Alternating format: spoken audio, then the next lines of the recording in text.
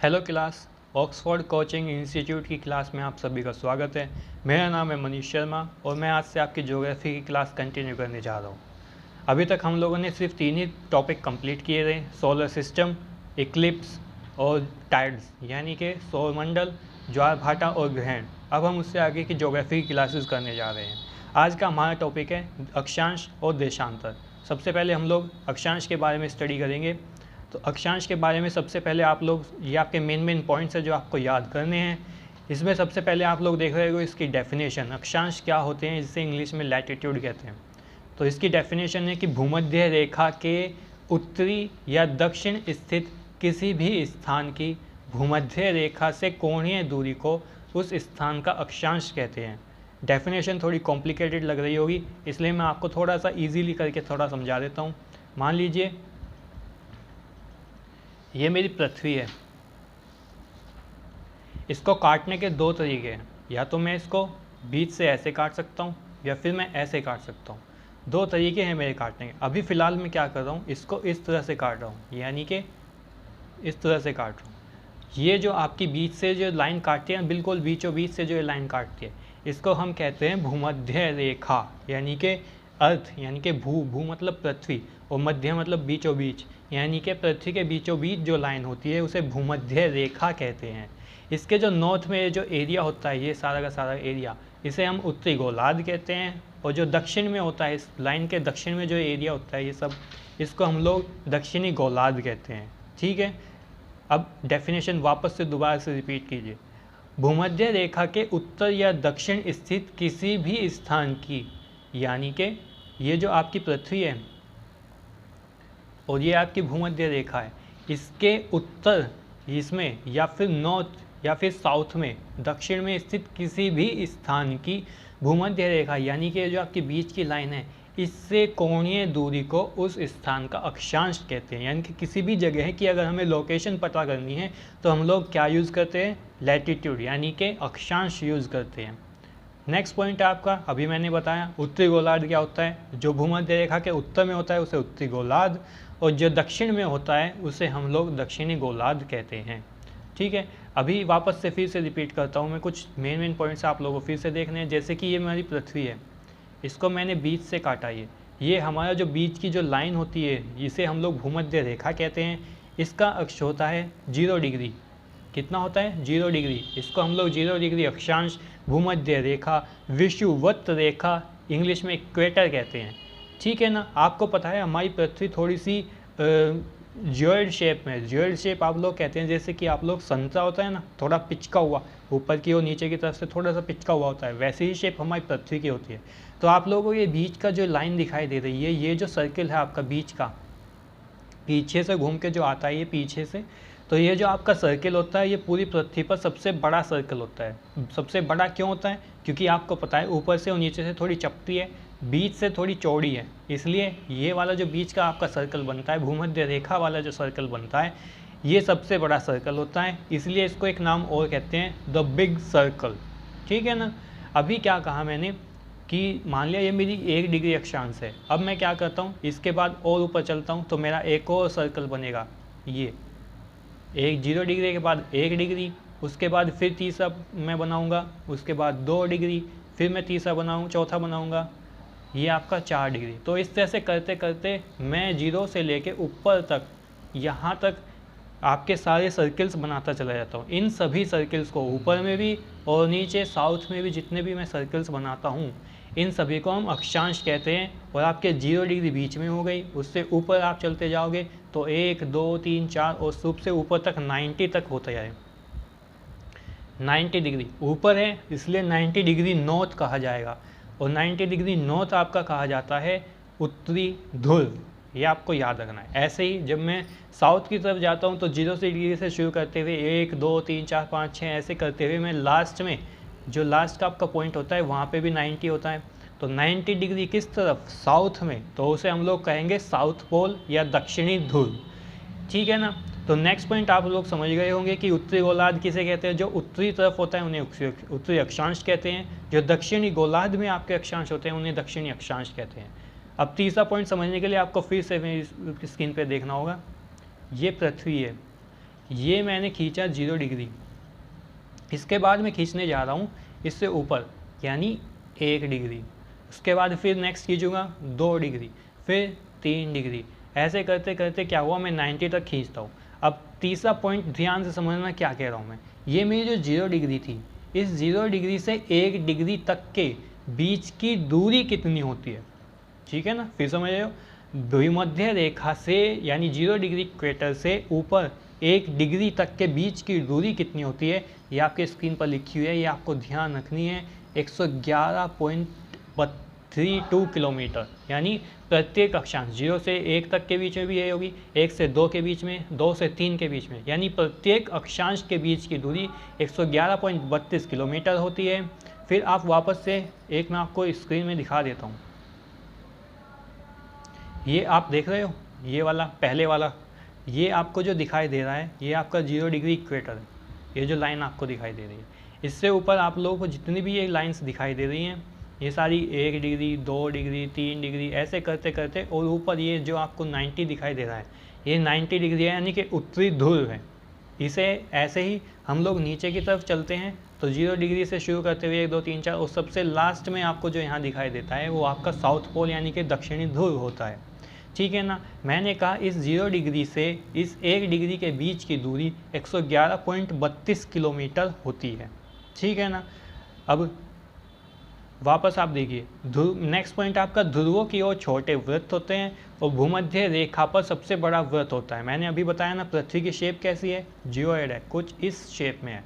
तो ये जो आपका बीच का सर्किल होता है ये सबसे बड़ा सर्कल होता है, इसलिए इसको कहते हैं द बिग सर्कल। उसके बाद जैसे जैसे आप ऊपर चलते जाओगे आप देख रहे हो सर्किल बहुत छोटे होते जा रहे हैं कंपैरिजन टू द भूमध्य रेखा के साथ। अगर आप कंपैरिजन करें तो आप लोग ऊपर जो आपका ध्रुव है, जो ध्रुव वाला एरिया है वो आप देख रहे हो, ये यहाँ पे आपका क्या हो रहा है, सर्किल छोटा बन रहा है। वैसे ही आपका साउथ पोल में जो दक्षिण ध्रुव में जो वृत्त बनता है वो भी छोटा होता है। इसलिए मैंने आपको कहा कि ध्रुवों की ओर छोटे वृत्त और भूमध्य रेखा पर सबसे बड़ा वृत्त होता है, ठीक है। नेक्स्ट पॉइंट पेपर में बहुत पूछता है, इस पॉइंट को हमेशा याद रखना कि कुल वृत्तों की संख्या होती कितनी है। कुल वृत्तों की संख्या समझने के लिए वापस से उसी पेज पर आओ। मैंने यहाँ दिखाया आपको, ये 0 डिग्री आपका इक्वेटर है, इससे ऊपर कितनी लाइन्स है मैंने अभी बताया, नॉर्थ पोल तक आपकी 90 होती है, ठीक है ना। ऐसे ही साउथ पोल की तरफ क्या तक होती है 90, तो 90 + 90 और फिर आपका एक 0 डिग्री इक्वेटर भी तो है, वो कौन सा काउंट किया था हमने, तो +1 कितना हुआ 181, होने तो चाहिए थे 181, यानी कि टोटल सर्कल जितने भी आप लोग पृथ्वी पर खींच रहे हो, अक्षांश जितने खींच रहे हो वो 181 होने चाहिए। लेकिन अभी मैंने बताया ना कि ऊपर ध्रुवों की तरफ जाते हुए क्या हो रहा है, सर्कल छोटे बनते जा रहे हैं, इसलिए जो आपका उत्तरी ध्रुव पर होगा सर्कल, वो सर्कल नहीं होगा, वो सिर्फ एक छोटा सा बिंदु होगा, उसको हम लोग सर्कल नहीं बोलते, ठीक है ना। ऐसे ही साउथ में क्या होता है, वो सर्कल बहुत छोटा होता है जाता है और वहाँ पे पॉइंट बन जाता है, यानी कि वो सर्कल ना होकर एक पॉइंट होता है। तो यानी कि आपका साउथ पोल और नॉर्थ पोल दोनों के दोनों आपके पॉइंट होते हैं, वे सर्कल नहीं होते, इसलिए -2 कर दोगे। 181 में से 2 माइनस हुए तो 179 हो गए, यानी कि अक्षांशों की संख्या कितनी हुई, आपके कुल वृत्त अक्षांशों की संख्या हुई 179। ये आपको याद रखना है, पेपर में बहुत पूछता है, ठीक है। नेक्स्ट है आपका कुछ मेन आपको लाइंस आपको याद रखनी है, जैसे कि 0 डिग्री को हम लोग भूमध्य रेखा कहते हैं, 23.5 डिग्री नॉर्थ, ये आपको याद रखना है, नॉर्थ वाली को कहते हैं, यानी कि जो उत्तरी ध्रुव में आपके जो 23.5 डिग्री पर जो लाइन होती है उसे हम लोग कर्क रेखा कहते हैं, और 23.5 डिग्री साउथ में जो लाइन होती है उसे हम लोग मकर रेखा कहते हैं, ठीक है। कॉम्प्लिकेटेड लग रहा है, कोई नहीं, उस डायग्राम पर आ जाओ। ये देखो सेकंड वाला जो डायग्राम है, यहाँ पे आपको ये बीच में जो ये दिखाई दे रहा है ये आपकी 0 डिग्री इक्वेटर है, ठीक है। इसके ऊपर नॉर्थ में 23.5 डिग्री जो लाइन है, ये वाली जो लाइन है, इसको हम लोग कहते हैं कर्क रेखा। इसके ऊपर ये जो लाइन है इसको हम लोग कहते हैं आर्कटिक वर्त, ठीक है।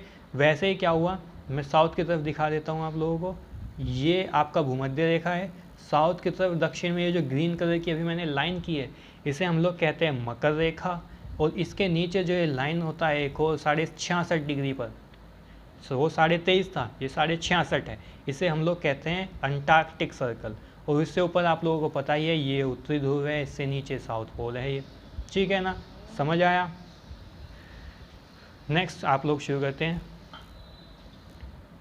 नेक्स्ट आपका मेन पॉइंट है कि कर्क रेखा क्या होता है। मैंने अभी बताया हम लोग कौन से एरिया में रहते हैं, हम लोग पृथ्वी के उत्तरी ध्रुव में रहते हैं या दक्षिणी ध्रुव में रहते हैं। तो सबसे पहले तो आपको क्लियर होना चाहिए हमारा देश भारत का पूरा एशिया, यानी कि पूरा एशिया महाद्वीप आपको जो है वो पूरा उत्तरी गोलार्ध में होता है, ठीक है ना।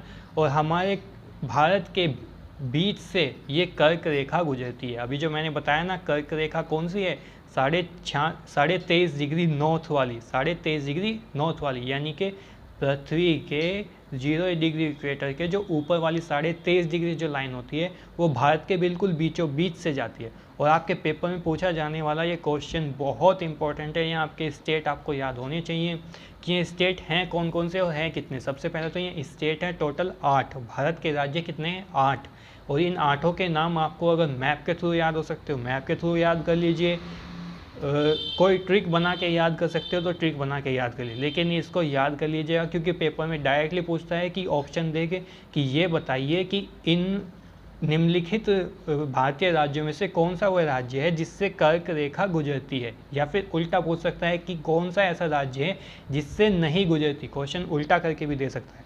तो ये सभी स्टेट आपको याद होने चाहिए, गुजरात, उसके बाद राजस्थान, फिर मध्य प्रदेश, फिर छत्तीसगढ़, झारखंड, पश्चिम बंगाल, त्रिपुरा और मिजोरम। ये टोटल मिला के 8 राज्य हैं, इनको आपको याद कर लेना है, रट्टा मार लो जैसे कर सकते हो वैसे कर लो, लेकिन इसको याद कर लो। नेक्स्ट है आपका पॉइंट आपको पूछ सकता है कि पेपर में, मैंने कई बार देखा भी है पेपर में इस तरह के क्वेश्चन भी आते हैं कि भूमध्य रेखा कोई एक ऐसी नदी है जो 2 बार काटती है, यानी कि ये आपकी पृथ्वी है, इसको ये 2 बार काटती है। कितनी बार? 2 बार काटती है। तो वो कौन सी नदी है? वो आपकी नदी है कॉन्गो रिवर। पहले इसका नाम जायरे नदी था, अब इसका कांगो नदी हो गया है। ये आपकी अफ्रीका के अंदर है। फिर नेक्स्ट आपका पूछता है कि कर्क रेखा को काटने वाली नदी कौन सी है जो 2 बार काटती है, उसे हम लोग कहते हैं माही नदी। माही नदी ये हमारे भारत में बहती है, ये आपके मध्य प्रदेश से निकलती है और गुजरात, ये 2 बार काटती है, एक बार मध्य प्रदेश में और एक बार गुजरात में। मैंने अभी बताया ना ऊपर, देखिए मध्य प्रदेश में भी बहती है और उसके बाद गुजरात में भी बहती है। तो यानी कि 2 बार ये काटती है। माही नदी ये भारत की नदी है। वैसे ही तीसरी नदी है आपकी मकर रेखा। मकर रेखा यानी कि 23.5 डिग्री साउथ में जो लाइन है उसको भी एक नदी 2 बार काटती है, उसका नाम है आपका लिम्पोपो रिवर। ये तीनों नदियों के नाम आपको याद होने चाहिए। ऊपर जो 8 स्टेट हैं वे आपको याद होने चाहिए। उसके बाद नेक्स्ट टॉपिक हम लोग शुरू करते हैं देशांतर। अभी मैंने क्या बताया? मैंने कहा पृथ्वी को काटने के 2 तरीके हैं। पहला तरीका यह है कि मैं बीच से ऐसे काटूं, दूसरा तरीका है कि मैं ऐसे ना काट के सीधा खड़े करके काटूं, इस तरह से। तो इन जो खड़े हुए लाइंस होती हैं इन सभी को हम लोग कहते हैं देशांतर।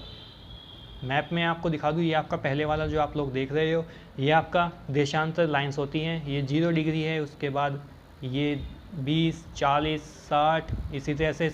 ये एक चीज़ मैं आपको फिर से रिपीट कर दूं, एक समझना फिर से, जैसे कि नॉर्थ और साउथ में समझा था हम लोगों ने।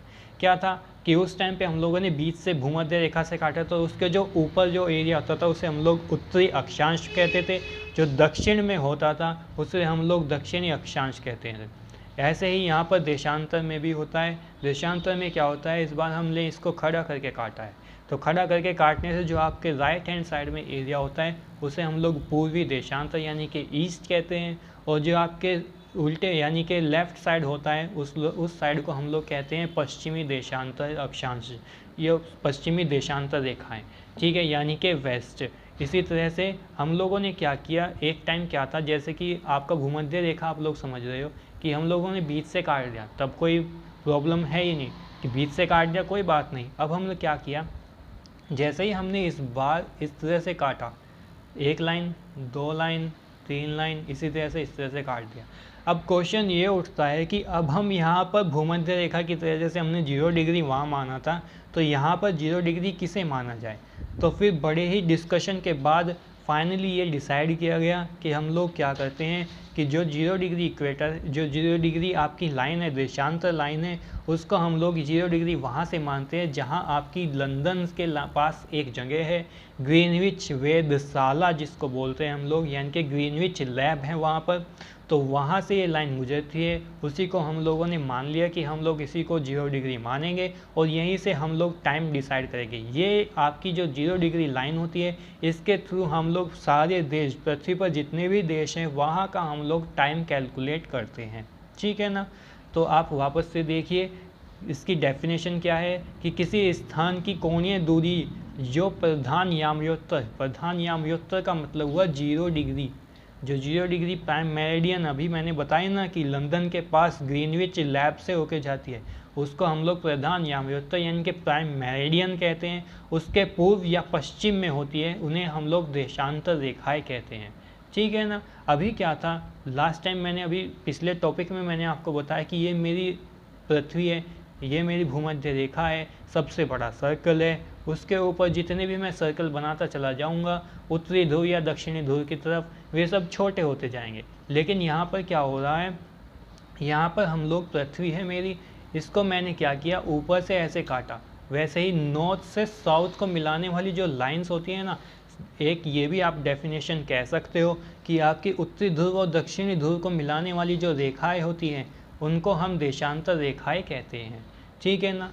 तो नेक्स्ट पॉइंट आपका यही है कि सभी देशांतर रेखाओं की लंबाई जो होती है वो समान होती है, यानी कि नॉर्थ से लेकर साउथ तक जो आपकी सभी लाइंस है वो एक सेम लेंथ की होती है। दूसरी चीज़ आप देख रहे हो कि भूमध्य रेखा पर देशांतरों के बीच की दूरी 111.32 किलोमीटर है और ध्रुवों पर देशांतरों के बीच की दूरी 0 किलोमीटर है। ऐसा क्यों? ऐसा आप वापस से देखिए, ये आपका पृथ्वी है, सेकंड वाला जो आपका डायग्राम है वो ध्यान से देखना, ये आपकी 0 डिग्री लाइन गई हुई है, ये वाली, ये आपकी 0 डिग्री लाइन है, ये आपकी इक्वेटर गई हुई है, ठीक है ना। अब क्या हो रहा है, इक्वेटर के पास आप देखिए, ध्यान से देखिए, इक्वेटर के पास क्या हो रहा है। इक्वेटर के पास आपकी 0 डिग्री और 15 डिग्री के बीच में जो गैप है वो काफ़ी ज़्यादा है। लेकिन आप अगर ऊपर की तरफ नॉर्थ पोल जहाँ लिखा हुआ है वहाँ पर देखेंगे ध्यान से, तो 0 डिग्री वाली लाइन भी और 15 डिग्री वाली लाइन भी दोनों मिलके एक जगह नॉर्थ पोल पे आकर मिल रही है। तो यानी कि यहाँ पर क्या हुआ, भूमध्य रेखा पर 0 डिग्री इक्वेटर पर आपकी लंबाई जो होती है, जो दो देशांतरों के बीच की जो गैप होता है वो 111.32 किलोमीटर होता है, और नॉर्थ पोल या फिर साउथ पोल की तरफ इन दोनों देशांतरों के बीच का गैप 0 हो जाता है, यानी कि जब आपस में मिल जाती है तो इनके बीच में कोई भी गैप नहीं होता। नेक्स्ट पॉइंट आपका कुल देशांतर रेखाओं की संख्या कितनी है, वहाँ पर कितनी थी, 179 थे अक्षांश। यहाँ पर कैसे क्या काउंट करेंगे, तो यहाँ पर आप लोग देखिए, ये आपकी 0 डिग्री हमने माना ही है, उसके बाद जो 15 डिग्री, फिर 30 डिग्री, फिर 45, 60, 75, इसी तरह से हम लोगों ने क्या किया, ऐसे काटते हुए पूरी पृथ्वी के ऊपर हमने देशांतर रेखाएं बनाई हुई है। तो इन देशांतर रेखाओं की कुल संख्या 360 होती है, ठीक है ना। ये आपको याद रखना है कि दो भूमध्य रेखा पर, याद रखिए भूमध्य रेखा पर 111 और ध्रुवों पर ये 0 हो जाती है। फिर देशांतर रेखाओं की संख्या आपकी 360 है, ये भी आपको याद रखना है। अभी मैंने बताया कि 0 डिग्री जो आपकी ग्रीनविच से होके जाती है उसको हम लोग अंतर्राष्ट्रीय समय रेखा कहते हैं, यानी कि वहाँ से हम लोग अपना टाइम कैलकुलेट करते हैं। IST मैंने लिखा हुआ है, IST के फुल फॉर्म होती है इंटरनेशनल स्टैंडर्ड टाइम, यानी कि वो जगह, वो लाइन जिससे हम लोग सभी देश, पृथ्वी पर जितने भी देश हैं सभी अपना टाइम कैलकुलेट करते हैं। 180 डिग्री जो मैंने अभी बताया ना, आपकी पृथ्वी है, पृथ्वी के ऊपर से अगर मैं दिखाई दूँ, ये आपका नॉर्थ पोल है, ये आपकी 0 डिग्री इक्वेटर है, सॉरी 0 डिग्री देशांतर रेखा है, प्राइम मेरिडियन है जो आपकी ग्रीनविच वेधशाला से गई हुई है। ठीक वैसे ही क्या है, इसके पीछे जो लाइन गई हुई है वो 180 डिग्री होती है। यहाँ से हम लोग क्या करते हैं, यहाँ से हम लोग टाइम नहीं, यहाँ से डेट कैलकुलेट करते हैं। होता क्या है, जैसे कि आप लोग देखिए, ये आपकी 0 डिग्री है, 0 डिग्री का मतलब ये हुआ कि ये यहाँ पर अगर मैं मानता हूँ कि मेरे यहाँ पर अभी फ़िलहाल क्या है कि 12 बजे हुए हैं, 12 बजे हुए हैं, तो क्या हुआ, मैंने अभी बताया कि इस तरफ क्या होता है, ईस्ट में आपको पता है कि पूरब से आपका सूरज उगता है, यानी कि वहाँ पर सूरज दिन पहले निकल आता है। तो यहाँ पर क्या होता है, आपका टाइम प्लस में चलता है, और आपके वेस्ट में ये सारा टाइम माइनस में चलता है, क्योंकि इस टाइम पर इस तरफ रात होती है, ये टाइम पीछे चलता है। तो यानी क्या हुआ, जैसे ही क्या हुआ, यहाँ से दिन दोपहर के 12 बजे हुए हैं, तो आप पीछे चलते जाओगे तो क्या होगा, 180 डिग्री जो आपकी देशांतर लाइन है उसको क्रॉस करते ही क्या होता है, आपका नया दिन स्टार्ट हो जाता है। यानी कि 180 से हम लोग क्या करते हैं, डेट डिसाइड करते हैं, और 0 डिग्री से हम लोग क्या करते हैं, सभी अपना टाइम कैलकुलेट करते हैं। ठीक है ना। अब ये आपको मैंने अभी बता ही दिया कि ऊपर की तरफ नॉर्थ पोल से साउथ पोल को मिलाने वाली रेखाओं को हम लोग देशांतर रेखाएं कहते हैं। 0 डिग्री को हम लोग प्राइम मेरिडियन कहते हैं। ये आपके ग्रीनविच से होकर जाती है। ये आपका साउथ पोल में आपके 0 डिग्री बिल्कुल ही सभी आकर मिल जाती है, यानी कि 0 किलोमीटर इनके बीच में गैप होता है। इक्वेटर पर 111.32 किलोमीटर गैप होता है। नेक्स्ट हम लोग चलते हैं। अब कैलकुलेशन थोड़ी सी आपको ये समझनी होगी कि टाइम कैसे कैलकुलेट करते हैं। अभी आपको पता है कि पृथ्वी है, पृथ्वी हमारी एक चक्कर यानी कि सूरज का एक चक्कर लगाने में 24 घंटे लेती है, यानी कि 24 घंटे में वो 360 डिग्री घूम जाती है। आपको पता ही है कि पूरा एक सर्कल 360 डिग्री का होता है। तो क्या हुआ, 160 डिग्री हो गया, 24 घंटे में 360 डिग्री घूम रही है, एक घंटे में घूम रही है 1 घंटे में घूम रही है 15 डिग्री। यानी कि पृथ्वी, मैं नहीं, पृथ्वी घूम रही है, मैं तो वहीं का वहीं बैठा हूँ, लेकिन पृथ्वी क्या कर रही है, हर घंटे मेरे को 15 डिग्री घुमा रही है। ठीक है ना, यहाँ से यहाँ घुमाया मेरे को 15 डिग्री, एक घंटे में 15, यहाँ पे बैठा हुआ, यहाँ पे अभी मैं बैठा हूँ, लेकिन मैं अभी भी घूम रहा हूँ क्योंकि मेरी पृथ्वी घूम रही है। ठीक है ना, तो यानी कि मेरी कुछ चेंज नहीं हुई लोकेशन, लेकिन पृथ्वी की लोकेशन चेंज हो गई। हर घंटे में वो 15 डिग्री घूम जाती है। ठीक है ना, अब 15 डिग्री घूम जाती है वो एक घंटे में, यानी कि एक घंटे का मतलब हुआ 60 मिनट। 60 मिनट मैंने वापस से कैलकुलेट किया तो मेरा 1 डिग्री का टाइम आया कि मैं ये बताओ कि मेरे को 1 डिग्री घूमने में कितना टाइम लग रहा है। तो मैं 4 मिनट, यानी कि हर 4 मिनट में मैं 1 डिग्री खिसक रहा हूँ, खुद ब खुद खिसक रहा हूँ। मैं चल ही नहीं रहा, मैं यहीं बैठा हूँ, लेकिन उसके बाद भी मैं पृथ्वी के घूमने की वजह से हर 4 मिनट बाद मेरी डायरेक्शन 1 डिग्री चेंज हो जाती है। ठीक है, नेक्स्ट आपका पॉइंट है, ये आपका लोकल टाइम के बारे में है कि भारत, जैसे कि अगर मैं भारत के रेस्पेक्ट में बात करूं तो भारत का क्या है, सर्वाधिक पूर्वी वाला जो राज्य है, आपको पता ही है इंडिया के सबसे ईस्ट में जो स्टेट है उसका नाम है अरुणाचल प्रदेश, और आपका जो सबसे वेस्ट में जो स्टेट है उसका नाम है गुजरात। इन दोनों के अगर मैं लोकल टाइम, अभी मैंने बताया ना कि हम लोग अभी क्या करते हैं कि जो आपके प्राइम मेरिडियन जो आपकी लाइन है, 0 डिग्री लाइन है, उससे हम लोग सभी आपका टाइम कैलकुलेट करते हैं। तो टाइम कैलकुलेशन के हिसाब से हमारा भारत जो देश है वो बहुत बड़ा देश है, आपको पता ही है, एरिया वाइज 7th नंबर पर है। इतना बड़ा देश है कि अगर आप ये देखें कि ये मेरा पूरा इंडिया है, तो इंडिया में क्या हो रहा है कि ये मेरा इंडिया है, मैं मान लेता हूँ ये मेरा इंडिया है, तो क्या होता है आपका ये वेस्ट वाला एरिया और ईस्ट वाला एरिया, इन दोनों में क्या है, इतना बड़ा देश है कि इन दोनों के अगर मैं देशांतर के हिसाब से टाइम कैलकुलेट करूं तो इन दोनों के टाइम में 2 घंटे का अंतर आ जाएगा लोकल टाइम में। यानी जब आपका अरुणाचल प्रदेश में दिन के 10 बज रहे होंगे तो फिर आपका उस टाइम पे गुजरात में 8 बज रहे होंगे, यानी कि 2 घंटे का गैप आ जाता है। आपको पता ही है सबसे पहले आपका अरुणाचल प्रदेश में ही सूरज निकलता है। ठीक है ना,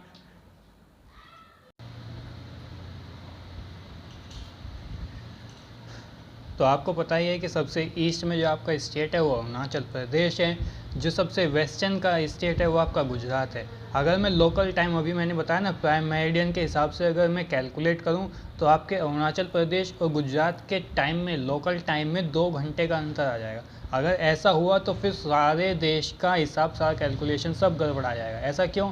क्योंकि अगर मैं कहता हूँ, अगर आप मान लो कि मुझे कोई फ़्लाइट बुक करनी है दिल्ली से, मुझे गुजरात से जाना है, मान लो मुझे गुजरात से जाना है और मुझे अरुणाचल प्रदेश जाना है, ठीक है ना, तो उस हिसाब से अगर मैं नेट से आपके टाइम बुक करता हूँ तो फिर टाइम बुक करते हुए क्या होता है कि वो नेट पे मेरे को दिखाएगा कि मुझे 10 बजे जाना है। किस टाइम जाना है? मेरे को 10 बजे की मेरी फ़्लाइट है और मुझे 10 बजे मुझे मिल जाएगी और मैं अरुणाचल प्रदेश के लिए निकल जाऊँगा, ठीक है ना। लेकिन वो टाइम क्या होगा कि वो दिखाएगा मेरे को कि वो मुझे दिल्ली से है, ठीक है ना, 10 बजे दिल्ली से है और मेरे यहाँ पर लोकल टाइम अभी 8 बजे है। जब तक मैं यहाँ पहुँचूँगा टाइम कुछ और हो जाएगा, यहाँ पहुँचूँगा टाइम कुछ और हो जाएगा, क्योंकि आपका ईस्टर्न साइड में सूरज पहले निकलता है तो इसलिए वहाँ पर दिन पहले हो जाता है। तो लोकल अगर मैं देशांतर के हिसाब से, यानी आपके तो ये सब कैलकुलेशन से बचने के लिए हम लोगों ने क्या किया, अपने पूरे देश को एक टाइम जोन में डिवाइड कर दिया कि हम लोग क्या करेंगे, सिर्फ वहीं से अपना टाइम हम लोग कैलकुलेट करेंगे।